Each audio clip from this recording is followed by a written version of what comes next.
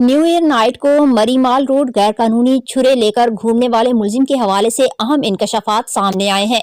मुलजिम का खानदान पुलिस को ब्लैकमेल करने में मुलविस निकला।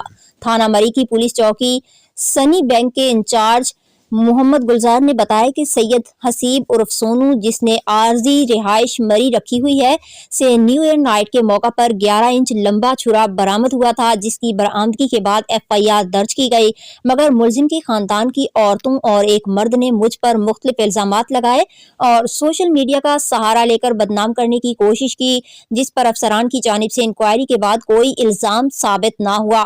ये जराइम पेशा लोग हैं, इनके खिलाफ मरी के मुख्तलिफ मकामी अफराद की तरफ से शिकायत सामने आती हैं, मगर ये लोग औरतों को इस्तेमाल करके पुलिस और दीगर इदारों को ब्लैकमेल कर रहे हैं।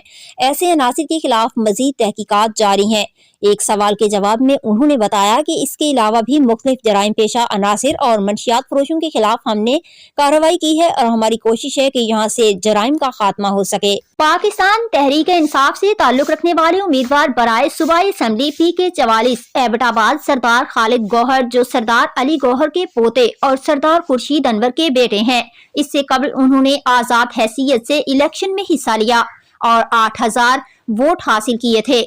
इसके बाद वो पाकिस्तान तहरीक इंसाफ में शामिल हुए और जनरल सेक्रेटरी तहसील हवेलियां अपनी जिम्मेदारियां निभाते रहे।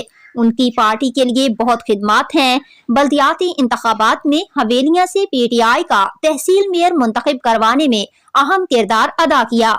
उनका खानदानी ताल्लुक करलाल कबीले से है, जिसका जिला एबटाबाद में बड़ा वोट बैंक है।